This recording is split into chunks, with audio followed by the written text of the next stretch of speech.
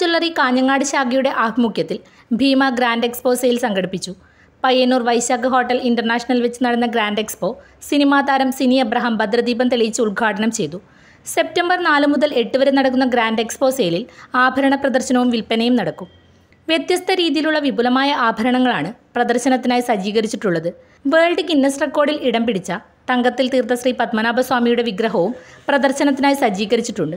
ഉദ്ഘാടന ചടങ്ങിൽ Sanoj Kumar SV, Manoj Kumar, Sreejith S, Aneesh Kumar, Baburaj, Aneesh തുടങ്ങിയവർ സംബന്ധിച്ചു.